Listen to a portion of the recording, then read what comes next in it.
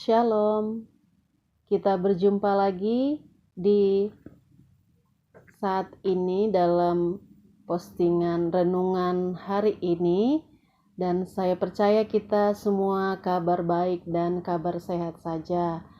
Biarlah semua kita baik-baik saja. Sebelum kita masuk dalam renungan singkat, mari kita berdoa. Terima kasih Bapa kami yang di surga, Engkau yang menolong kami untuk terus hidup dalam kebenaran-Mu. Roh Kudus-Mu yang menolong kami untuk menghidupi kebenaran. Di dalam nama Yesus kami berdoa. Amin.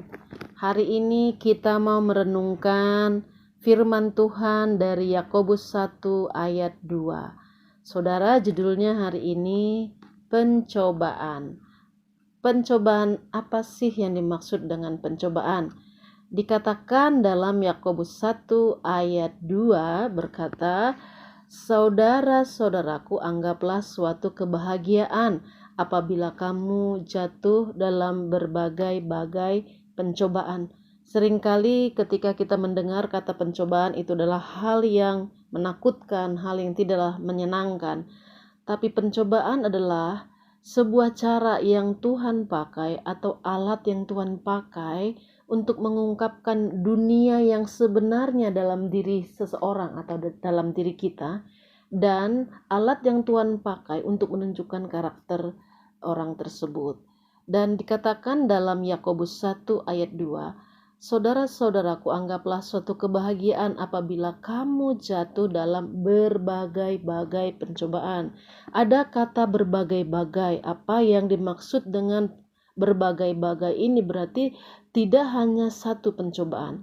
Dan pencobaan, berbagai-bagai pencobaan itu adalah keadaan yang buruk, keadaan yang sukar, yang bisa saja itu jatuh dalam area apapun dalam hidup kita. Bisa juga itu keadaan buruk atau keadaan sukar dalam area fisik kita, misalnya sedang sakit, atau area keuangan, atau area sosial, ataupun area rohani kita. Bisa juga itu area pertentangan atau konflik atau hubungan-hubungan. Dan ternyata Tuhan memakai alat ini untuk menguji atau membuktikan siapa kita sesungguhnya. Jadi dikatakan dalam Yakobus 1 ayat 2, "Anggaplah suatu kebahagiaan." Saudara, ketika saya jatuh dalam suatu pencobaan, memang itu hal yang menyakitkan. Tapi ketika saya datang kepada Tuhan, saya begitu merasakan bahwa pencobaan itu begitu nikmat. Saya bisa merasakan Yakobus 1 ayat 2 ini, pencobaan itulah suatu kebahagiaan, dan saya merasakan saya bahagia. Saya merasa bahwa saya diproses Tuhan karena ada sesuatu yang mau Tuhan buktikan dalam diri saya. Jadi saudaraku, kenapa sih Tuhan harus cobai? Berarti ada satu tujuan Tuhan melalui pencobaan. Lewat pencobaan, orang-orang pilihan Tuhan akhirnya dibuktikan atau ditunjukkan siapa sesungguhnya kita ataupun saudara. Adapun tujuan pencobaan itu yaitu untuk membuktikan kualitas dari objek yang diuji. Untuk pengujiannya harus lewat kesengsaraan, lewat kesusahan, ataupun kesukaran.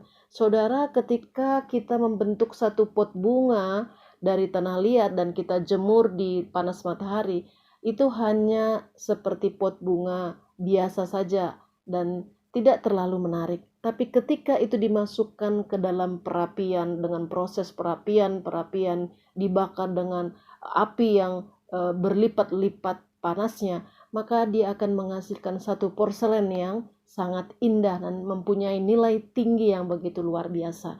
Jadi saudara, ketika kita masuk dalam prosesnya Tuhan lewat pencobaan, sesungguhnya Tuhan ingin menunjukkan atau membuktikan kualitas kita lewat pengujian, lewat pencobaan, lewat kesengsaraan, kesusahan, ataupun kesukaran yang disebut itu pencobaan. Dan dalam pencobaan ada proses terbentuknya karakter seseorang sehingga muncul karakter yang kuat dan tidak goyah. Sehingga seperti dikatakan 1 Tesalonika 3 ayat 3, supaya jangan ada orang yang goyang imannya karena kesusahan-kesusahan ini. Dalam pencobaan tentu ada kesusahan, dalam pencobaan tentu ada kesukaran, dan di Tesalonika dikatakan, jangan ada yang goyang. Dan ternyata pencobaan adalah alat Tuhan untuk mengukur kualitas iman kita, goyang atau tidak. Jadi Yakobus 1 ayat 2 mengatakan, anggaplah suatu kebahagiaan. Saudara, mari kita berbahagia. Kapan kita berbahagia? Yaitu ketika kita menghadapi pencobaan.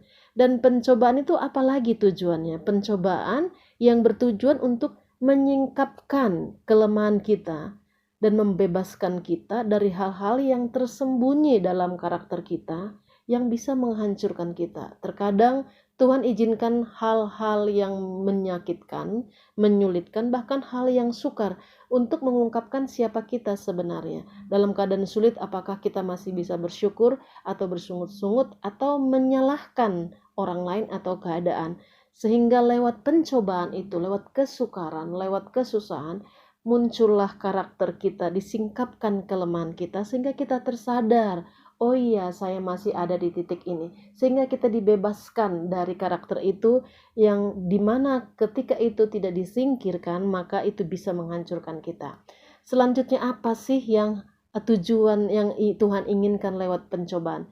Bahwa tidak ada pencobaan atau ujian yang mendekati kita tanpa seizin Tuhan. Semua itu sudah lewat tanda tangan Tuhan. Jadi percaya saudaraku, apapun yang saudara hadapi, pencobaan apapun, dan pencobaan itu berisi dengan kesukaran, kesusahan, kesengsaraan, pertentangan, konflik, apapun itu yang disebut dalam pencobaan, itu membersihkan hati dan pikiran kita. Itu membuat kita semakin mengevaluasi diri kita, semakin kemurnian kita semakin teruji, dan kita semakin lebih lagi memahami karakter Allah. Dan yang luar biasa, pencobaan Tuhan izinkan ketika kita meresponinya, maka pencobaan itu diizinkan untuk menyingkirkan kedangkalan kita dalam pengenalan kita akan Tuhan. Sehingga lewat pencobaan, Yakobus 1 ayat 2 mengatakan, berbahagialah. Jadi selamat berbahagia bagi saudara kalau pandemi ini masih merupakan hal yang sulit dan susah, maka berbahagialah karena Tuhan mau melakukan sesuatu untuk membuktikan apakah kita sesuai dengan kualitasnya. Terima kasih, inilah renungan kita, mari kita sama-sama renungkan, bergembiralah dan berbahagialah oleh banyak-banyak dan berbagai-bagai pencobaan. Terima kasih, Tuhan Yesus memberkati. Sampai bertemu kembali di postingan berikutnya. God bless you.